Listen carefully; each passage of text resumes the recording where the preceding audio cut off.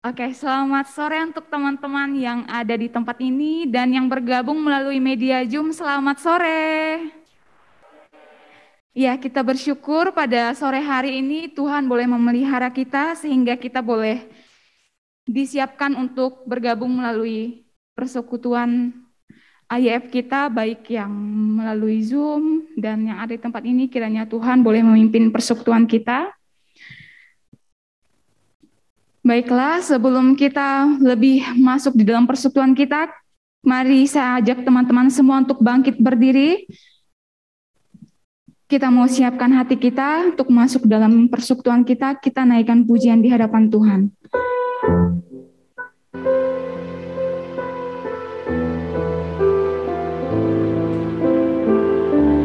Ku ada sebab anugerah.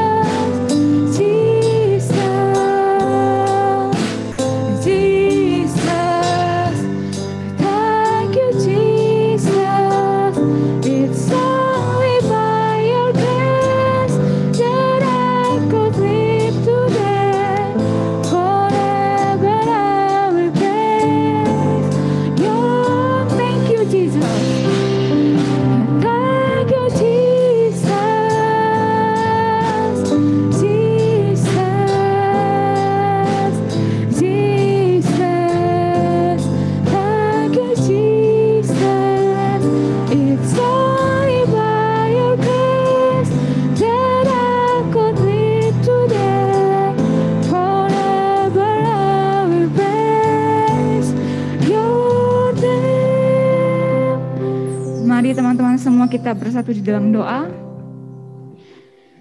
Tuhan Yesus, Allah Bapa kami yang baik, kembali kami datang Tuhan. Kami sungguh bersyukur untuk penyertaan Tuhan sehingga kami semua boleh berkumpul mengikuti persekutuan kami pada sore hari ini. Pimpin ibadah kami Tuhan dari awal pertengahan hingga berakhirnya. Setiap kami yang hadir, biarlah kiranya kami boleh sungguh-sungguh dan berkati juga hamba-Mu Pendeta Netson yang nanti akan menyampaikan kebenaran firman kepada setiap kami. Biarlah firman yang disampaikan boleh kami mengerti dan Tuhan sendiri yang memampukan kami untuk melakukannya di dalam kehidupan kami hari lepas hari. Terima kasih Tuhan Yesus, kami sungguh bersyukur hanya di dalam nama Tuhan Yesus Kristus kami berdoa. Amin. Teman-teman semua tetap bangkit berdiri. Kita mau bersukacita, kita bersyukur untuk pemeliharaan Tuhan di dalam hidup kita. Kita naikkan pujian, datanglah ke bait-Nya. Mungkin bisa lambaikan tangan ke teman-teman yang ada di samping kanan kirinya, yang ada di Zoom. Mari kita semua tetap bersukacita dimanapun kita berada saat ini. Kita mau datang di bait untuk memuji dan memuliakan nama Tuhan. Datanglah ke bait-Nya. Datanglah ke bait-Nya dengan hati bersyukur.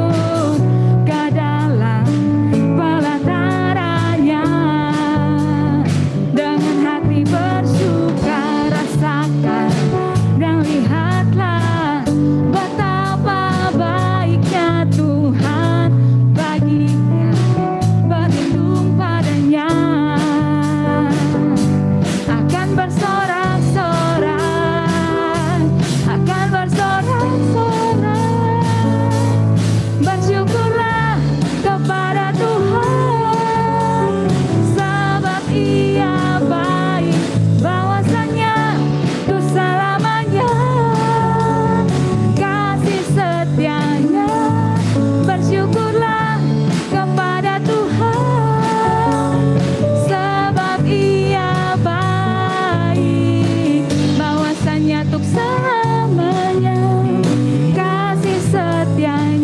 nyanyikan pujian ini sekali lagi. Datanglah ke baitnya.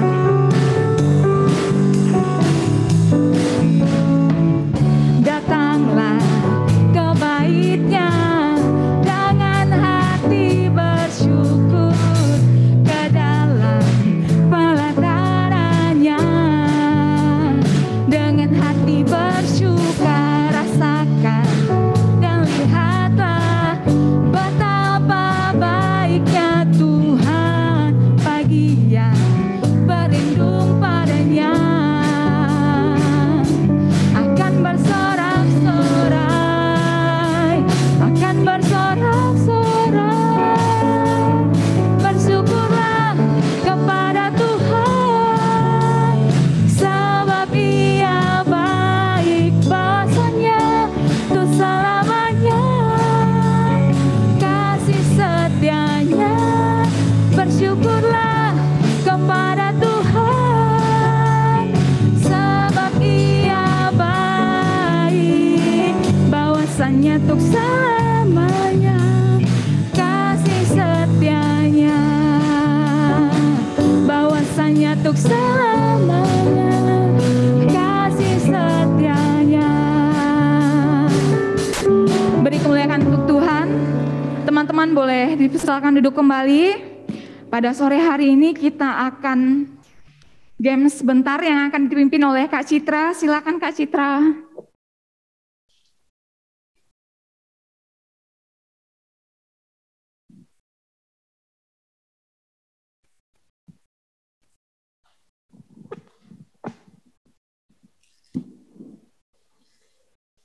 Check mic.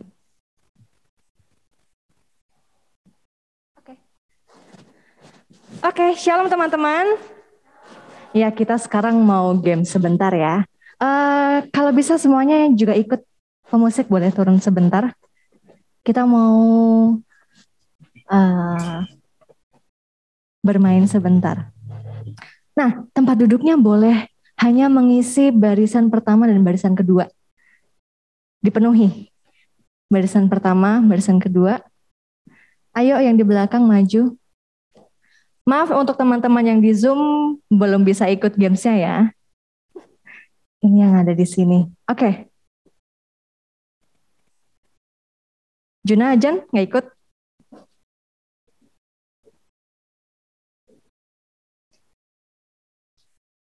Oke.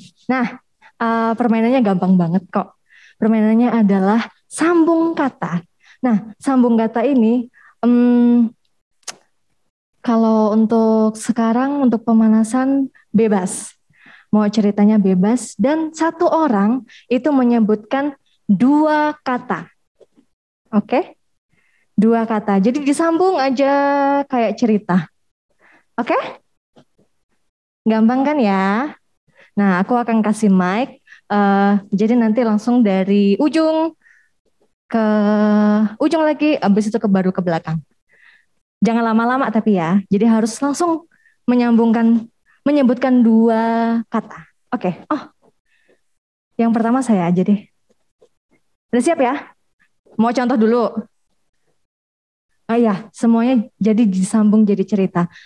Harus menyambungnya senyambung mungkin, apaan sih ya? Ya gitu deh. Oke, coba ya. Aku sekarang mulai keluar.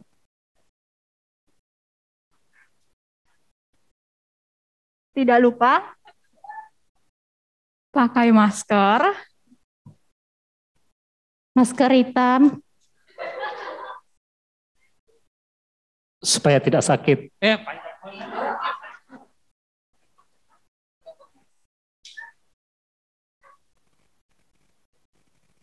Sakit hatiku.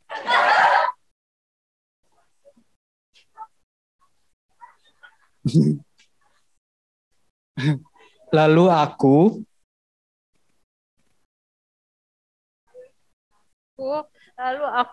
juga pergi ke mall dengan teman kantor. Tapi aku Tidak pakai hand sanitizer.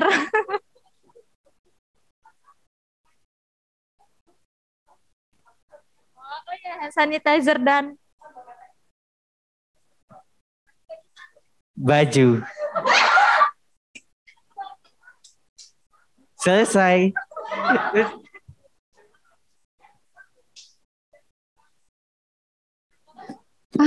Harus dilanjut Kak atau tutup? Boleh, sudah cukup. Jadi, ya ini pemanasan. Oke, jadi tadi ceritanya tentang apa? Aku pergi keluar pakai masker hitam supaya tidak sakit hati. Lalu aku juga pergi ke mall dengan teman kantor. Tapi aku tidak pakai hand sanitizer dan baju. Wah, apa ini? Cerita apa ini? Oke. Ini pemanasan. Nah, sekarang yang baru-baru benar-benar kita games. Sekarang boleh berdiri? Oke. Peraturannya tetap sama, tetapi ini adalah menyebutkan satu kata setiap orang. Nah, tetapi harus menyebutkan kata dari teman yang sebelumnya. Oke? Ya. Nah. Contoh. Juna langsung bilang aku dulu baru kata dari Juna. Nah, jadi orang ketiga harus menyebutkan dari kata pertama ya. Oke. Satu orang satu kata, tapi harus menyebutkan. Oke. Dari satu kata, oke? Satu orang satu kata, oke? Kita mulai ya. Siapa dulu yang pertama? Yang di ujung-ujung boleh sweet deh. Dari ujung Juna sama Bang Yakub, ayo. Sweet, terserah.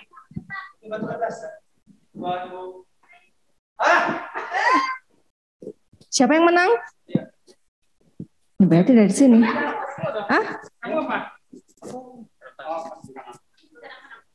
Sana menang kan? Ya benar dong, aku kesini. Oke. Apa dari dites?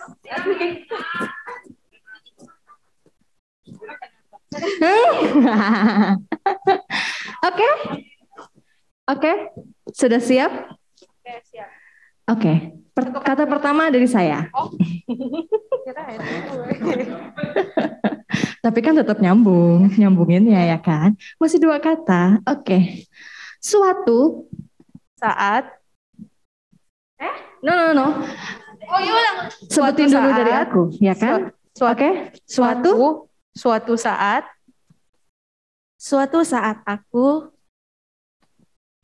Aku pergi. No. Harus ngulangin dari orang pertama. Oke, satu saat aku pergi. Suatu saat aku pergi kembali. Suatu saat aku pergi kembali bersama. Oke. Suatu saat aku pergi kembali bersama teman-temanku. Asik. Banyak, mantap. Suatu saat aku pergi kembali bersama teman-temanku membeli. Oke. Suatu saat aku pergi bersama.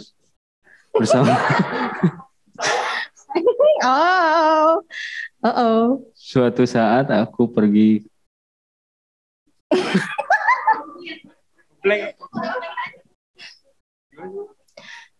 Kalau menyerah boleh, bisa maju ke depan.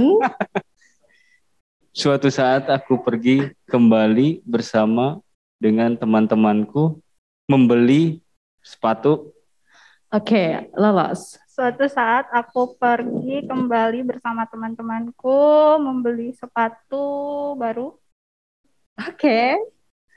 Suatu saat aku pergi kembali bersama teman-temanku membeli sepatu baru di Ayo. Ayo. Suatu saat aku membeli Ayo. Masih ada 2 kali kesempatan salah ya. suatu saat aku kembali Oke, 1 kali kesempatan lagi. Oke, sini maju. Itu Marli. Oke. Suatu saat aku pergi kembali bersama teman-temanku. Ayo. Pergi membeli. Suatu saat aku pergi kembali bersama teman-temanku membeli sepatu di sepatu baru. Oke. Satu kali lagi. Oh iya, 2 Suatu kali saat lagi. aku pergi bersama teman-temanku membeli sepatu di. Oh. Sekali lagi. Sekali lagi, Pak. Sekali lagi. Ini satu. Dengarin dulu bagus-bagus. Suatu saat aku pergi kembali bersama teman-temanku membeli sepatu baru di mana? pasar. Oke. Oke, ayo, Stephen. Suatu saat aku pergi kembali bersama teman-temanku membeli sepatu baru di pasar baru. Hah? Oh, saya kaget aku. Oke. Gimana cara mengakhiri? Ini lanjut ya? Hah? Ini lanjut atau? Boleh lanjut. Lanjut saja. Suatu saat aku pergi kembali bersama teman-temanku membeli sepatu baru di pasar baru dan kita cari 1 orang lagi nih. Ayo. Suatu saat aku pergi kembali bersama teman-temanku membeli sepatu baru di pasar baru dan makan. Enak nih.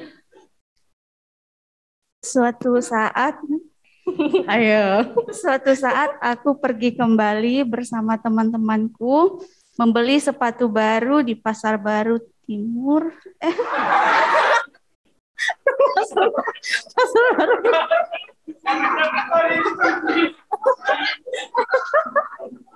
Ayo. Masih ada 2 kali kesempatan. Sekali lagi.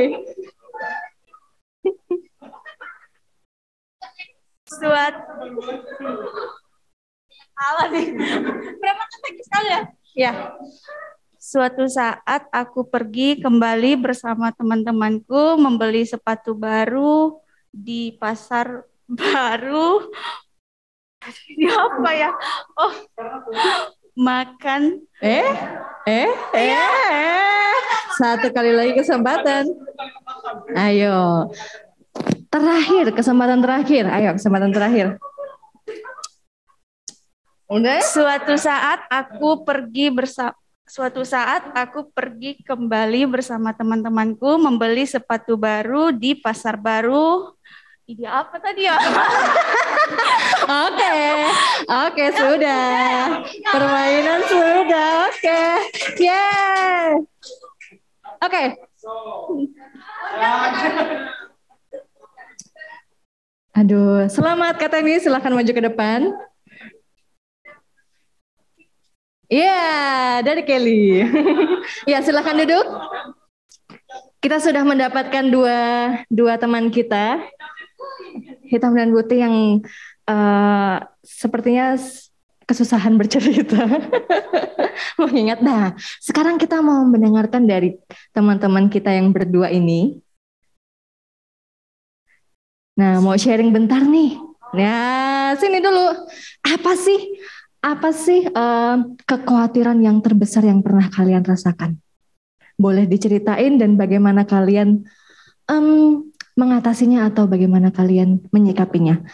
Pernah nggak sih khawatir gitu? Apa khawatir terbesar kalian? Oke, sudah? ya udah ceritain apa kekhawatiran terbesar tuh yang pernah dialami itu apa. Terus apa yang kamu lakukan? Oke? Silakan. Siapa duluan terserah. Sini aja. Sini aja. Enggak. Silakan. Masa kalah? Salah. Aku ya. Cek. Aduh, dihukum padahal semalam yang mikirin gamesnya sama Cita. Kalau ditanya kekhawatiran terbesar aku tuh apa? Aku pikir ada dua ya. Kalau aku sendiri, yang pertama kehilangan gitu ya, kehilangan dalam artian berpisah untuk selamanya. Terkhusus dengan orang terdekat gitu ya, dengan keluarga, pokoknya dengan orang terdekat gitu ya. Kematian gitu ya, pokoknya karena kematian itu adalah perpisahan selamanya di dunia gitu ya. Tetapi walaupun kemudian suatu saat kita juga akan dipertemukan kembali di rumah Bapa. Nah, itu ketakutan terbesarku selama ini. Dan yang kedua adalah apa ya? Ketakutan akan kehidupan di masa depan. Memang hal ini memang sesuatu hal yang tidak bisa kita prediksi gitu ya, ya baik kematian maupun juga bagaimana kita akan apa yang akan terjadi di masa depan gitu. Itu adalah hal-hal yang ya kita tidak tahu seperti apa. Dan itu dulu gitu ya, itu menjadi ketakutanku dan hampir setiap malam gitu aku berpikir ya kapan gitu ya, kapan hal itu akan terjadi padaku, entah aku akan kehilangan keluarga atau keluargaku yang akan kehilangan aku takut gitu mereka akan khawatir sama hal itu dan aku rasanya nggak siap untuk itu. Dan aku pikir semua orang tidak ada yang betul-betul benar-benar siap akan kehilangan orang-orang terdekat dalam hidupnya. Aku pikir nggak ada satupun manusia di bumi gitu ya yang siap untuk itu gitu. Tapi itu adalah satu hal yang pasti akan kita semua alami di dunia ini gitu. Lalu bagaimana tadi gimana yang pertanyaan kedua? Bagaimana mengatasinya ya?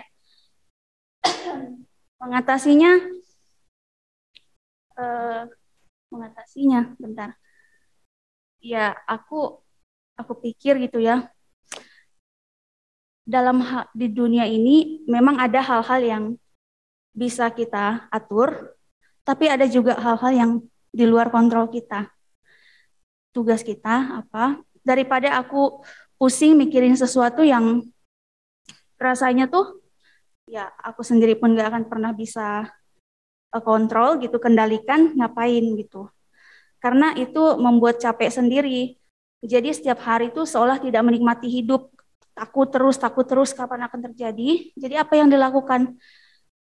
Ya sudah gitu, kita jalani saja, fokus saja hidup yang ada sekarang, nikmati hidup yang Tuhan berikan saat ini. Apapun itu nanti ke depannya, ya asal kita berserah, minta pertolongan sama Tuhan, ya aku rasa kita semua akan mampu melaluinya. Karena memang kayak anxiety, apapun itu, overthinking, kalau orang anak muda zaman sekarang bilang ya, itu tuh nggak akan ada habisnya kalau kita pikirkan terus. Dan itu akan berdampak pada banyak aspek dalam hidup kita. Kita akan susah tidur, lalu kemudian kita juga tidak akan produktif gitu ya besoknya karena kita susah tidur, kita capek, kita nggak produktif deh. Dan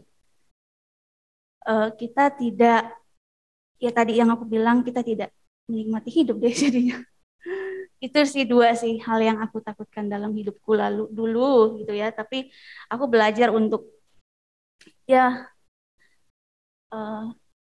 itu tadi gitu. Kita pikir memang ada hal yang kita nggak bisa atur, ya sudah gitu. Tapi kalau ada untuk hal yang bisa kita atur, ya sudah kita jalani semaksimal mungkin, mempersiapkan diri dengan segala kemungkinan yang ada ke depan. Lalu kita juga minta Tuhan untuk kasih kita bijaksana, bagaimana kita menilai dua hal itu gitu.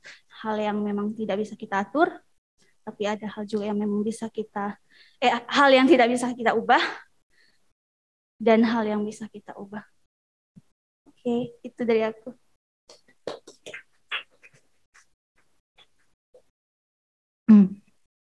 Kalau dari aku sendiri, kekhawatiran sama ketakutan tuh nggak jauh sih dari kata ini. Cuma kalau sekarang tuh lebih kayak kekhawatiran aku tuh apa sih?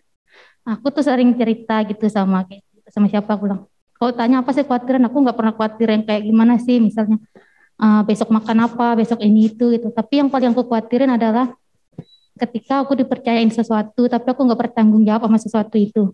Misalnya dengan kerjaan, tapi aku nggak maksimal gitu, atau aku nggak bisa nyelesainnya dengan sebaik-baik gitu. Kalau ketakutan, kehilangan, itu udah pasti sih semua orang. Tapi karena saya sudah merasa kehilangan, jadi saya makin belajar gitu. Ternyata yang ditakutin itu bukan kehilangannya. Karena pada akhirnya kita bakalan terbiasa dengan kehilangan orang-orang terkasih kita. Dan yang dari kehilangan itu yang buat saya belajar adalah bukan kehilangan itu sih, tapi kayak gimana kita buat nguatin diri kita sendiri. Jadi doa saya bukan lagi Tuhan jaga apa, bukan berarti nggak berdoa untuk Tuhan jaga orang-orang di sekitar saya atau orang terkasih saya, tapi lebih kayak gimana pun nanti yang Tuhan kasih, kita kehilangan orang-orang kita kasihi, tapi kita tetap minta kekuatan aja sih. Sekarang tuh lebih kayak Tuhan kuatin apapun yang terjadi gitu. Karena sepengalaman saya sudah pernah kehilangan saudari saya, jadi saya lihat yang dia mah udah meninggal mah udah enak ya, maksudnya tuh bukan lagi sakit, nggak ada lagi apa-apa, tapi yang paling menderitanya tuh keluarga yang ditinggalkan. Gimana saya ngelihat kondisi keluarga saat terpuruk banget gitu. Di situ saya pikir kalau semuanya dalam keadaan terpuruk, nggak ada yang paling kuat. Bukan berarti saya juga paling kuat sih, tapi setidaknya saya bisa nunjukin kalau kita nggak harus terpuruk gitu dalam kehilangan seperti itu. Nah, terus itu saya belajar dengan ngelihat kehidupan orang-orang di sini ya, selama di sini gimana orang ada keluarga yang kehilangan, cara mereka ngadepin itu saya juga belajar. Terus saya nerapin sama keluarga saya, nggak apa-apa, aku bilang kayak gitu. Nanti juga kita bakalan kehilangan juga. Yang paling penting adalah kita harus saling menguatkan gitu. Karena kita nggak bisa mencegah untuk Tuhan nggak ngambil orang-orang di sekitar kita.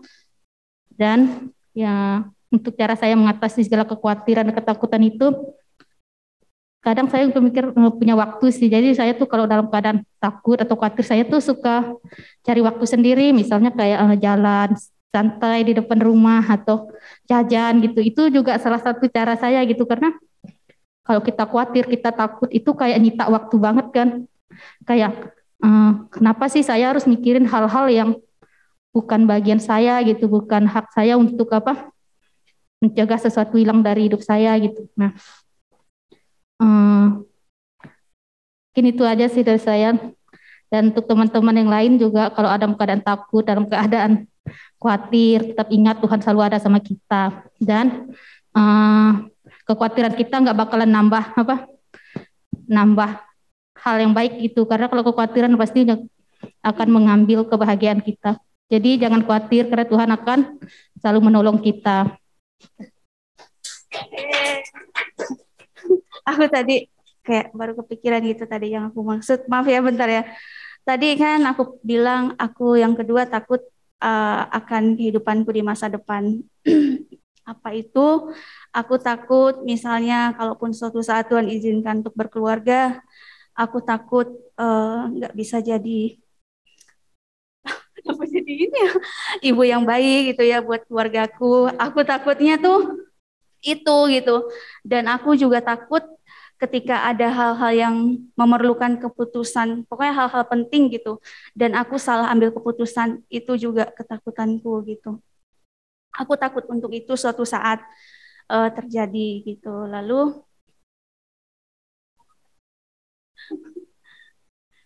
dan akhirnya aku pikir ketakutanku itu terlalu berlebihan gitu, dan itu bikin aku capek sendiri.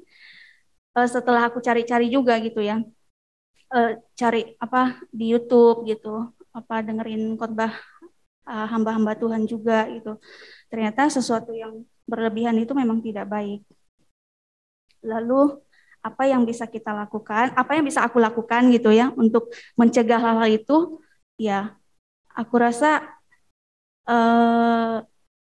ya aku bisa persiapkan semua-muanya gitu ya dari sekarang apapun itu yang baik-baik untuk mempersiapkan semuanya itu ya tentunya kalau kita juga hidup takut taat kepada Tuhan ya aku rasa Tuhan juga tidak akan membiarkan kita untuk salah gitu dalam ambil keputusan suatu saat nanti. Itu tadi sih yang aku takutin. Dan kalaupun itu terjadi ya sudah gitu. Pasti ada maksud dari Tuhan untuk kita boleh lalui apapun itu dalam hidup kita. Thank you. Tepuk tangan untuk teman-teman kita dan untuk kita semua. Ya, terima kasih untuk partisipasi teman-teman semua untuk games hari ini. Dan mari kita juga temukan jawabannya melalui firman Tuhan yang akan disampaikan oleh Pendeta Netson. Saya kembalikan kepada Mega.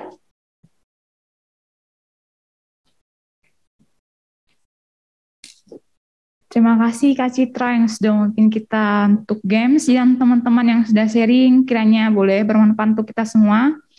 Hal yang kita takutkan dalam hidup, hal yang kita khawatirkan, biarlah kita boleh menerima kekuatan daripada Tuhan untuk menghadapi hidup kita hari lepas hari.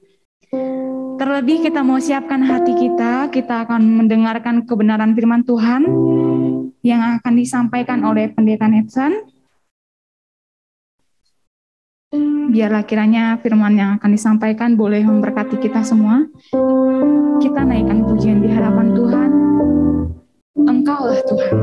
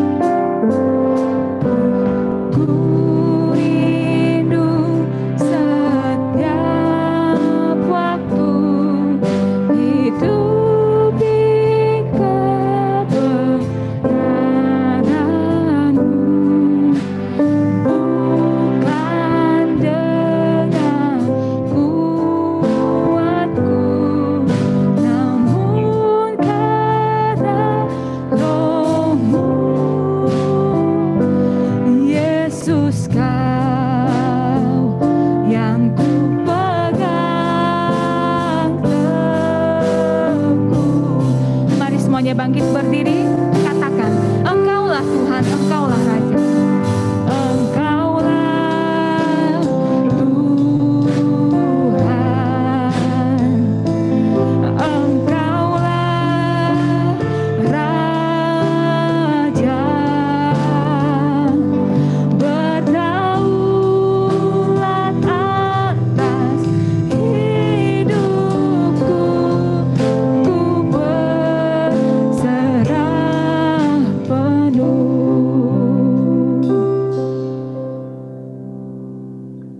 Kami datang, kami bersyukur kepadamu ya Tuhan.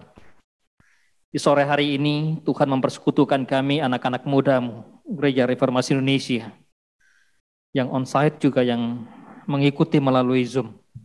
Tuhan menolong kami dalam perenungan kami akan firman-Mu, sehingga kami boleh dibekali dengan firman Tuhan menghadapi realita dunia di mana kami ada.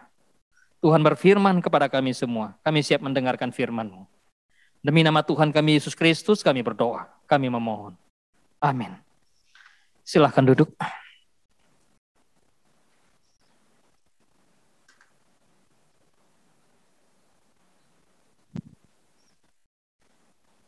Shalom, selamat sore teman-teman muda yang dikasihi oleh Tuhan, yang on-site juga teman-teman yang mengikuti secara Zoom. Kita bersyukur pada Tuhan pada kesempatan sore hari ini ya. Kita diingatkan lagi oleh Tuhan dengan satu bagian yang saya pikir bahwa merupakan satu rangkaian dari tema minggu lalu, bicara tentang kekhawatiran, kehidupan yang penuh dengan kekhawatiran, dan bagaimana kehidupan kita menyikapi kekhawatiran, ya, bagaimana kekhawatiran sebetulnya di dalam perspektif Alkitab. Kita melihat satu bagian dari Injil Lukas pasal 12 ayat 22 sampai ayat 31. Injil Lukas pasal 12 ayat 22 sampai ayat 31.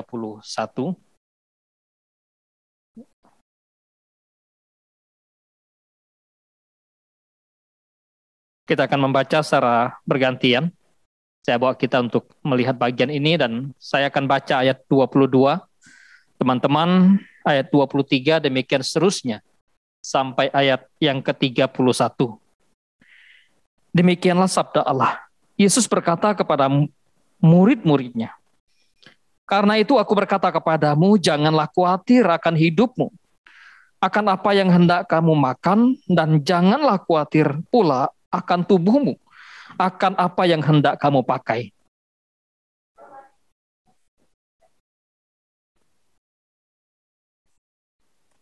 Perhatikanlah burung-burung gagak yang tidak menabur dan tidak menuai, dan tidak mempunyai gudang atau lumbung, namun demikian diberi makan oleh Allah.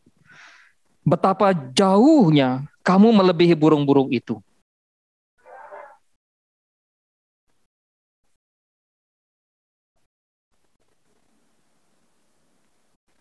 Jadi, jikalau kamu tidak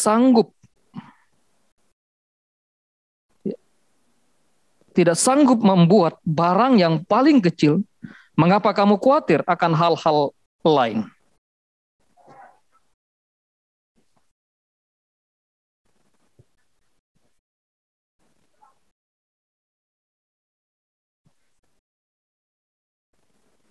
Jadi, jika rumput di ladang yang hari ini ada dan besok dibuang ke dalam api, demikian didandani Allah, terlebih lagi kamu, hai orang yang kurang percaya.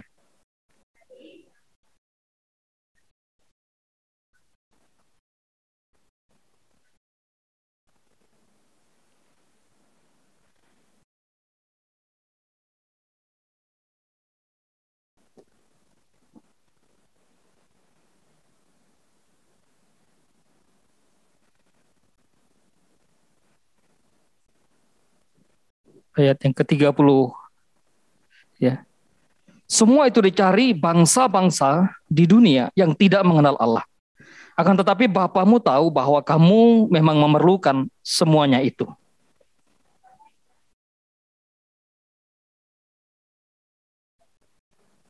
Sebab itu janganlah kamu khawatir dan berkata, apakah yang akan kami makan? Apakah yang akan kami minum? Apakah yang akan kami pakai? Ayat 32.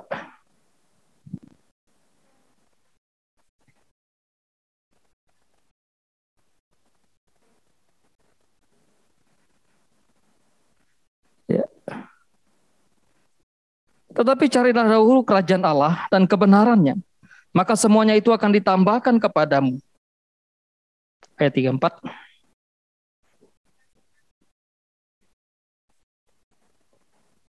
Oke, ya. Ya, teman-teman yang dikasihi oleh Tuhan, kita bicara tentang hal kekhawatiran Apa yang disebut dengan hal kekhawatiran memang menjadi sesuatu yang sangat menarik ya. Saya pikir bahwa secara manusia kita semua pasti mengalami yang namanya kekhawatiran. Ya, kekhawatiran bukanlah satu pergumulan yang ada hanya pada saat ini, bukan hanya teman-teman, tapi juga orang-orang yang lain pun mengalami yang namanya kekhawatiran. Bahkan itu sudah dialami oleh manusia sejak manusia jatuh ke dalam dosa. Manusia sudah mengalami yang namanya kekhawatiran, mengalami yang namanya ketakutan, sehingga manusia bersembunyi dari Allah. Itu gambaran kekhawatiran, bukan? Gambaran ketakutan. Karena itu ketika kita bicara tentang kekhawatiran, tadi sudah disampaikan bahwa masing-masing punya kekhawatiran. Ada yang khawatir dengan bagaimana hari depan mereka. Ada yang khawatir bagaimana tentang kehidupan mereka. Ada yang khawatir tentang kebutuhan hidup seperti apa. Kalau orang-orang tertentu merasa, wah, kebutuhan hidup itu sesuatu yang tidak perlu dikhawatirkan karena memang ada. Kalau ada deposito ya bersyukur. Tapi kalau orang yang bergumul hari ini mau makan apa? Besok makan apa? Ada yang orang khawatir kenapa? Karena kemiskinan. Kenapa orang khawatir? Misalnya, ya karena kesulitan hidup, tantangan hidup yang berat, masa depan yang tidak pasti, yang tidak tahu seperti apa. Apalagi kalau kita melihat ke dalam perjalanan kehidupan beberapa tahun yang kita alami gitu ya. Siapa sih yang tidak khawatir? Semua orang punya kekhawatiran. Termasuk saya pikir bahwa dalam pelayanan pun orang punya kekhawatiran. Waduh, ini seperti apa pelayanan ini, dan terus ya. Kemudian ada yang mengalami kekhawatiran ya dalam hal perkuliahan. Bagi orang-orang, bagi teman-teman yang masih belajar, yang masih sekolah, masih anak SMA, perkuliahan. Pasti khawatir, saya ini kira-kira bisa menyelesaikan perkuliahan saya nggak tepat waktunya. Saya kira-kira bisa mendapatkan nilai yang baik nggak ya? Itu bagian dari kekhawatiran juga ya. Nah, dalam pekerjaan gitu ya. Apalagi, wah ini kerja nih gimana? Masa depan kerja seperti apa? Perusahaan bagaimana? Kira-kira bertahan nggak bekerja di situ dan sebagainya. Ini kekhawatiran. Apalagi kalau kita sudah mendengar seri minggu lalu ya. Ada teman kita yang mengalami misalnya mesti harus berhenti dari pekerjaan karena memang nggak bisa lagi ngeles, nggak bisa lagi ngajar. Dan menghadapi situasi hidup yang sebetulnya secara manusia ini tidak mudah. Gambaran hidup yang tidak mengenakan. Ya. Tapi bagi orang yang berkeluarga juga ya. Pasangan hidup seperti apa? Bergumul.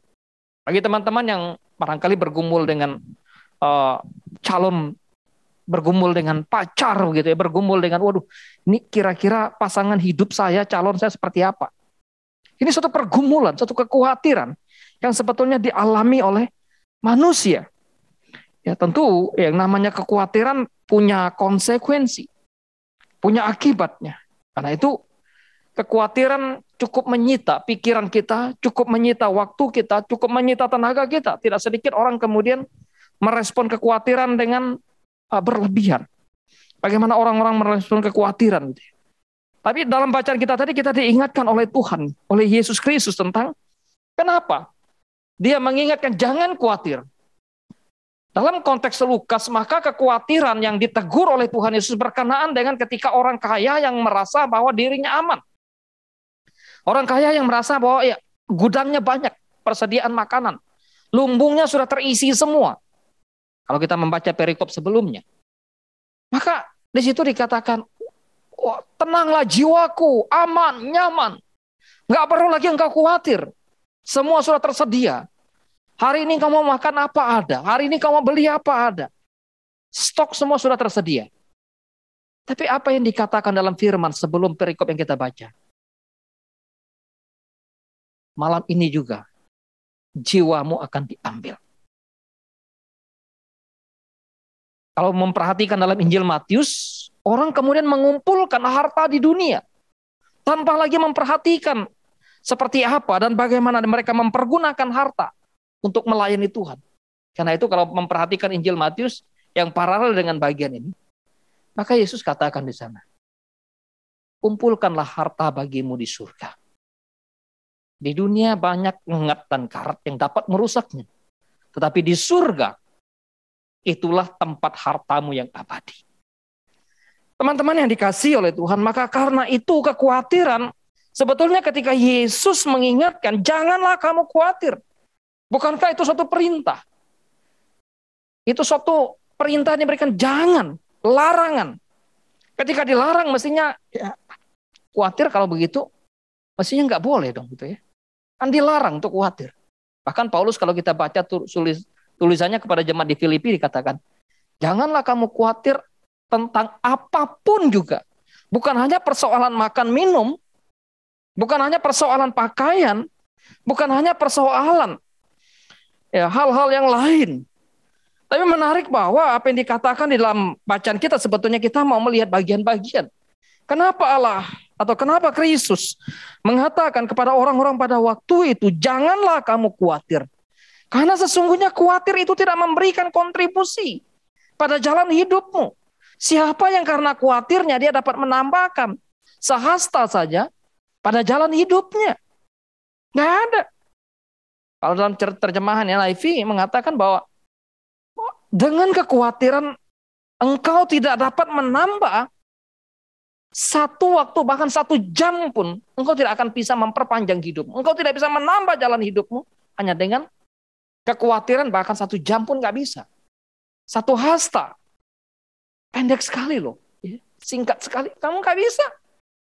Karena kita kekhawatiran, karena itu ketika khawatir ya kita pikir, bisa menyelesaikan masalah. Bisa mengantisipasi sesuatu supaya kemudian semua baik dan mulus. Justru tidak. Kenapa kita tidak memikirkan apa yang harus kita pikirkan sebelum kekhawatiran sebetulnya melanda kita? Ingat, siapakah di antara kamu yang karena kekhawatirannya dapat menambahkan sehasta pada jalan hidupnya? Tidak ada. Nggak ada. Karena itu kekhawatiran sebetulnya justru membuat orang bisa semakin terpuruk. Khawatir, kalau kita khawatir justru membuat orang kadang mempertanyakan, Tuhan di mana? Tuhan kasihmu seperti apa? Kenapa kondisi begini? Kalau kita khawatir justru kadang orang merasa stres. Ada orang yang khawatir kemudian tidak mampu menghadapi pergumulan hidup, khawatir dan takut. Pada akhirnya apa yang mereka lakukan? Ambil jalan pintas. Potong kompas. Ya, karena khawatir. Kekhawatiran bisa membuat orang kemudian bypass langsung aja. Ya. Ada orang-orang tertentu yang barangkali walaupun tidak semua misalnya. Wah, kalau yang tidak kenal Kristus misalnya saja, kita khawatir akan nilai tidak bagus ya. Orang bisa ambil jalan pintas, ya udah nyontek aja misalnya. Karena khawatir bukan? Karena khawatir ketahuan. Lebih bagus berbohong misalnya kan? Kekhawatiran tidak akan pernah menambah jalan kehidupan. Karena itu saya pikir bahwa penting untuk kita melihat bagian ini. Hal berikut yang sebetulnya makna yang bisa kita ambil dari bagian bacaan kita. Kekhawatiran adalah bentuk ketidakpercayaan, sikap ketidakpercayaan kepada pemeliharaan Allah. Kenapa kamu khawatir? Karena itu takut, khawatir seringkali diingatkan, jangan takut, jangan takut, jangan khawatir. Jangan khawatir. Kalau begitu ya seringkali kalau kita khawatir kan kita mengandalkan kekuatan kita. Kita lebih cenderung mengandalkan bagaimana manusia kita. Ya, maka tadi dalam konteks bacaan kita sebelum perikop sebelumnya, orang kaya dikatakan orang kaya yang bodoh yang kemudian menimbun segala harta bendanya untuk keselamatan dirinya, untuk jaminannya. Ya. Bentuk sikap ketidakpercayaan lagi kepada pemeliharaan Allah. Dipikir bahwa dengan apa yang dia punyai, yang dia miliki, dia bisa menjamin hidupnya. Tuhan katakan, bukan itu yang menjamin hidupmu. Pemeliharaanku, cinta kasihku. Karena itu dikatakan di dalam ayat yang ke-28 bagian terakhir. Hai orang yang kurang percaya. Ketika orang khawatir. Itu khawatir sama Tuhan tuh ya. Waduh. Sekarang kayak ini ya, kayak kita kepada orang tua itu ya kan. Pak, misalnya kan. Beli dong mainan ini. Kalau kita nggak belikan anak, misalnya anak pikir kita nggak mampu tuh. Pikir nggak mampu belinya sesuatu gitu ya. Ragu akan pemeliharaan Tuhan. Ketidakpercayaan kepada Allah yang berkuasa. Allah yang berdaulat, Allah yang bisa memelihara kehidupan kita. Karena itu janganlah khawatir. Sekarang permasalahan ada, pasti ada. Dimanapun selesai masalah hari ini pasti ada masalah lagi besok. Masalahnya walaupun tidak sama. Selalu, problem itu selalu ada. Tantangan selalu ada, rintangan selalu ada.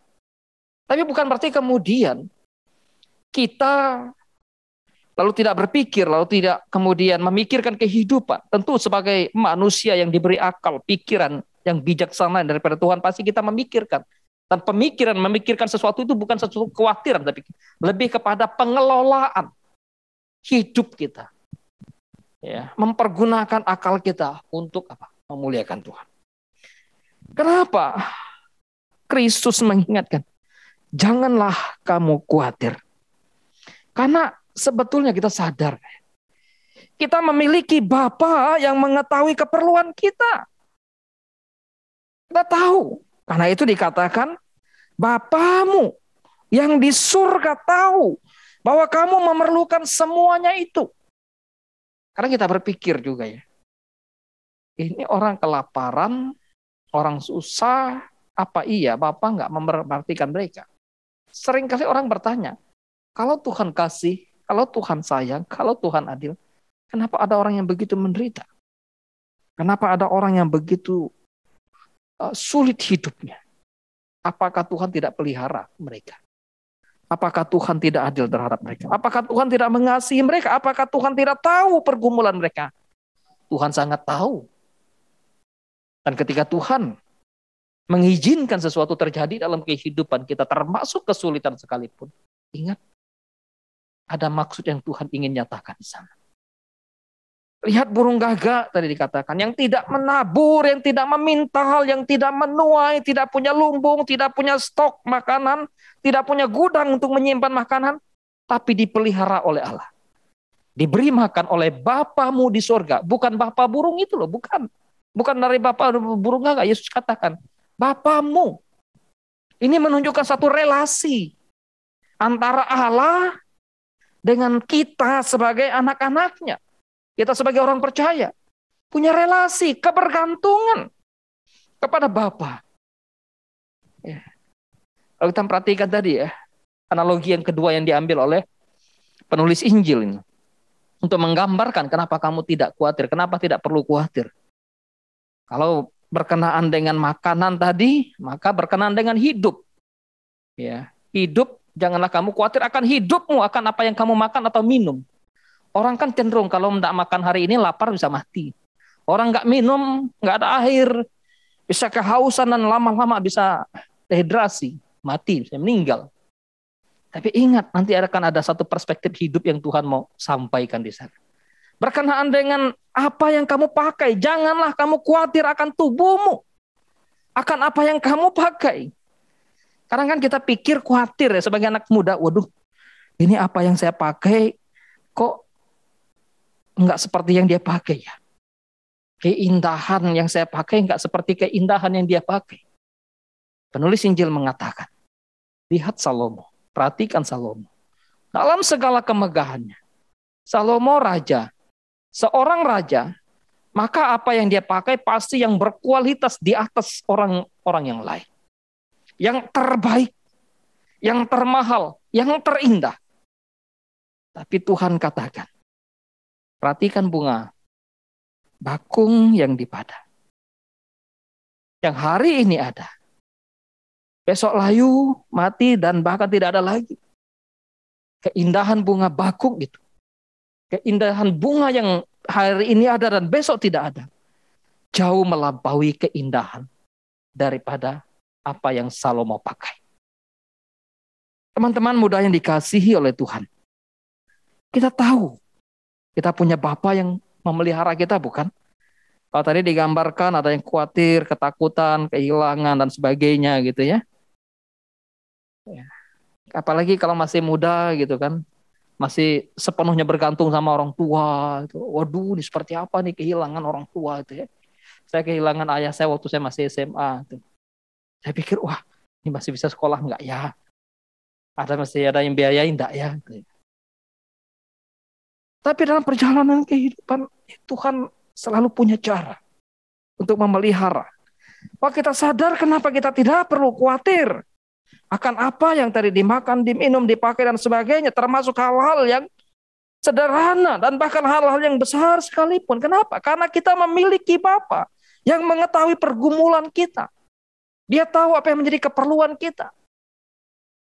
Bahkan sekalipun rambut jatuh dari kepala kita, tanpa seizin Allah, tidak mungkin, bukan? Dia tahu berapa banyak rambut di kepala kita, dan bahkan satu rambut di kepala kita pun jatuh, gugur dari kepala kita. Dia tahu. Memang kita pikir bahwa secara konsep ketika kita mengerti, memahami ini mudah sih ya. Tapi ketika mengaktualisasikan, menghidupi kebenaran itu, sesuatu yang kadang kita, ini gimana ya? Tahu kita, Bapa baik, Bapa memelihara kita, Bapa mengasihi kita. Yes. Karena itu ketika saya senang apa yang dikatakan oleh almarhum Pak Bigman selalu mengatakan, kalau dia mengingatkan kita dalam melayani Tuhan. Tuhan yang kamu layani adalah Tuhan yang hidup. Tuhan yang kamu layani adalah Tuhan yang memelihara. Kenapa kamu mesti takut? Konsep-konsep itu yang memang harus kita pegang dan tanamkan. Kita bukan sekedar menyerahkan hidup, mempercayakan hidup pada manusia yang sementara, tapi mempercayakan hidup pada tangan Bapa yang kekal, yang tahu akan segala sesuatu yang kita perlukan. Ya. Tuhan memelihara kita sungguh unik, dan apa yang diperlukan tepat pada waktunya.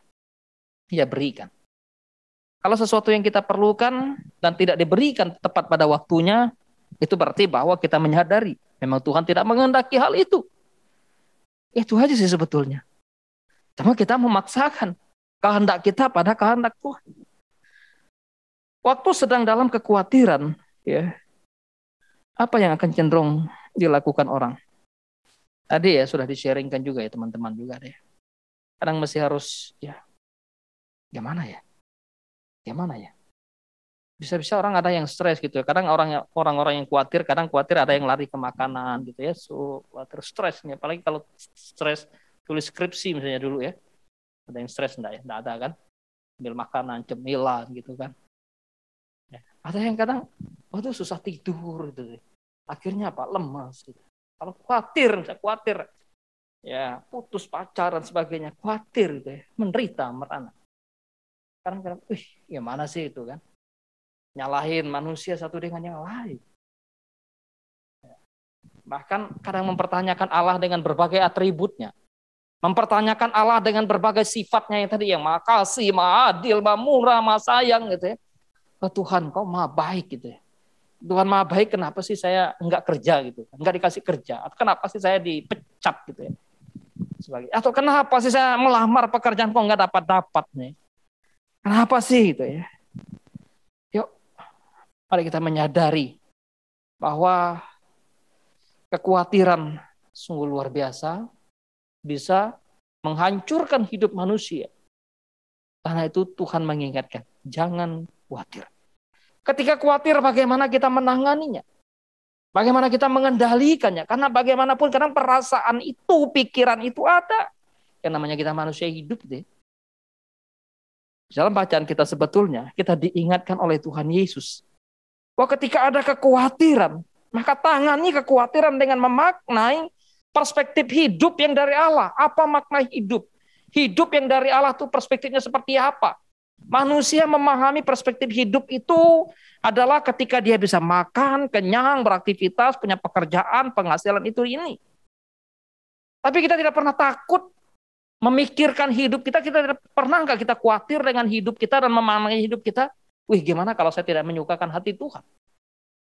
Gimana kalau saya melakukan kejahatan yang tidak dikehendaki Allah? Karena itu kita harus melihat bahwa menurut Tuhan Yesus dari bacaan kita tadi, hidup dan tubuh itu lebih penting daripada makanan dan pakaian. Lebih penting. Teman-teman misalnya membuka ayat yang ke-22 dari bacaan kita tadi, kita menemukan di sana. Karena itu kita juga diminta untuk menyadari bahwa ada hal yang tidak dapat kita lakukan. Karena itu jangan khawatirkan yang sesuatu kemudian di luar kendali kita. Semua itu adalah urusan Allah, urusan Tuhan, ayat yang ke-26 ya. Kita diajak untuk apa? Kita pun diajak untuk tidak mempersoalkan hal yang sesungguhnya, hal yang biasa-biasa jangan dipersoalkan, jangan dikhawatirkan hal-hal yang biasa. Itu dicari bangsa-bangsa yang tidak mengenal Allah. Apa yang dimakan, diminum, dipakai tadi ya. Itu hal-hal yang biasa, yang sebetulnya tidak perlu dipersoalkan, apalagi sampai memicu kekhawatiran yang berlebihan. Semua ini ada dalam satu pengendalian Tuhan. Teman-teman muda yang dikasih Tuhan. Dari bagian ini sebetulnya apa yang menjadi implikasi bagi kehidupan kita? Mengapa kita mengkhawatirkan apa yang menjadi urusan Tuhan? Serahkanlah semuanya pada Tuhan. Nggak perlu kita mengkhawatirkan apa yang menjadi urusan Allah. Ketika kita mengkhawatirkan apa yang menjadi urusan Tuhan atas hidup kita, sebetulnya kita tidak sedang mempercayakan hidup kita kepada Tuhan. Sadarlah bahwa jangan memberatkan diri dengan apa yang tidak dapat kita lakukan, yang hanya dapat dilakukan oleh Allah. Kita seringkali barangkali ya, memberatkan diri dengan apa yang sebetulnya tidak kita bisa lakukan. Kita nggak bisa melakukan itu, tapi kita memberatkan diri dengan hal itu. Kalau dalam bahasanya Paulus tentang hal kekhawatiran itu, Paulus katakan, jangan memikirkan apa yang lebih daripada yang dapat kamu pikirkan. Pikirkanlah sesuatu yang baik, yang suci, yang manis, yang mulia, yang sedap didengar, dan yang menyukakan hati Tuhan. Ya. Kita tidak kemudian kita diajak agar apa? Tidak membuang energi untuk menggumuli hal-hal yang biasa dalam kehidupan kita. Ketika kita tadi khawatir dengan hal-hal yang biasa, kita hanya membuang energi di situ. Padahal energi kita bisa kita lakukan, bisa pergunakan untuk hal yang lain, yang lebih berguna, yang lebih bermanfaat lagi. Ya. Kadang-kadang ya, walaupun tidak semua kali, ya, anak-anak muda barangkali ada yang misalnya ya, kalau orang-orang putus pacar kan biasanya energinya dibuangkan di situ ya, menderita, merana, merenung gitu ya. Kadang mempengaruhi studinya juga kadang. Ya, saya sih tidak pernah mengalami hal itu gitu ya, walaupun pernah misalnya kan ditinggal pacar atau memutus pacar dulu ya misalnya. Sebelum ini ya. Enggak usah pusing gitu ya. Enggak usah terganggu dengan hal-hal begitu. Ya. Jadi kita sebetulnya tidak perlu membuang energi untuk hal-hal yang tidak berarti. Jadi kita hanya perlu menyerahkan hidup kepada Tuhan. Serahkanlah hidup kita pada Tuhan. Jadi waktu kita menangani kekhawatiran, melihat hidup dari perspektif Allah, melihat hidup kita itu lebih daripada makanan dan pakaian. Tubuh kita itu lebih daripada pakaian. Hidup kita lebih daripada makanan. Bicara kekhawatiran, maka atasi kekhawatiran dengan memaknai kedaulatan Allah atas hidup kita. Maknai apa yang menjadi kedaulatan Allah atas hidup kita. Seringkali ya kita diajak untuk apa? Untuk mengatasi kekhawatiran dengan memaknai bagaimana kedaulatan Allah atas hidup kita. Tuhan Allah berdaulat itu sesungguhnya ya, Dia Maha tahu. Dia mengetahui apa yang menjadi keperluan kita, tadi saya sudah singgung ya. Dia Maha menjamin kehidupan kita. Ya, Dia peduli. Burung gagak aja Dia pedulikan. Apalagi kamu, penulis Injil ya. Kamu melampaui burung gagak itu. Perhatian Bapa, pemeliharaan Bapa, campur tangan Bapa atas kamu melampaui burung gagak itu. Tuhan Allah berdaulat meminta kita mempercayai Dia. Percayakan kehidupan kita serahkan hidup kita kepada Dia. Ya, tentu semua ini dapat kita lakukan dengan memberikan tempat yang utama bagi Tuhan. Waktu kita menyerahkan hidup pada Tuhan, kita betul-betul mempercayakan hidup pada Tuhan. Dan Tuhan menjadi tempat satu-satunya untuk kita menyandarkan hidup kita. Kenapa? Karena Ia adalah jawaban tuntas atas segala kebutuhan kita. Dia adalah jawaban tuntas atas segala keperluan kita. Ya, kalau kita merenung gitu ya, perjalanan hidup kita masing-masing ya, coba lihat ke belakang. Sekarang kita ngebayangin waktu kita belum menjalani kehidupan, Kita akan berpikir, bisa nggak saya melewati kesulitan ini, tantangan ini, pergumulan ini. Tapi ketika sudah melewati, kok nggak terasa ya? Tiba-tiba sudah lewat. Allah berdaulat, mengetahui, menjamin setiap kebutuhan kita. Karena itu serahkan semua kekhawatiran kita kepada Tuhan. Serahkan semua kekhawatiran kita kepada Allah. Karena itu ketika kita hidup dalam kekhawatiran, menghadapi kekhawatiran, maka tangani kekhawatiran dengan datang pada Tuhan, mencari kehendaknya. Carilah dahulu kerajaan Allah dan kebenarannya. Dan semuanya akan ditambahkan kepadamu. Itu yang Tuhan perintahkan, mencari kehendak Allah. Waktu kita diperhadapkan dengan kesulitan, bukan mencari kepada manusia yang pada akhirnya manusia bisa menjerumuskan kita. Tapi bergumul, merenung, berdoa di hadapan Tuhan. Bersujud dan lutut di hadapan Tuhan. Paulus berbicara kepada jemaat di Filipi, janganlah hendak kamu khawatir apapun juga. Tetapi nyatakanlah dalam segala hal keinginanmu kepada Allah di dalam doa. Pasal 4 ayat ke-6 Paulus bicara kepada jemaat di Filipi. Nyatakan kepada Allah. Apa yang menjadi pergumulanmu, apa yang menjadi kesulitan. Kadang waktu kita datang kepada teman belum tentu ya. Teman memberikan sesuatu yang baik untuk kita. Bisa jadi kemudian dia menjadi kompor bagi kita. Panas, meledak. Tapi ketika kita datang kepada Allah, kita minta bimbingan Tuhan. Hikmat bijaksana daripada Tuhan. Tuhan sumber segala hikmat. Memberikan hikmat bagi kita. Ya, kekhawatiran yang seharusnya ketika kita mengalami membuat kita untuk datang kepada Tuhan, datang kepada Allah, mencari Tuhan. Carilah kebenaran Tuhan. Bukan cari di luar kebenaran Tuhan. Carilah apa yang menjadi kehendak Allah.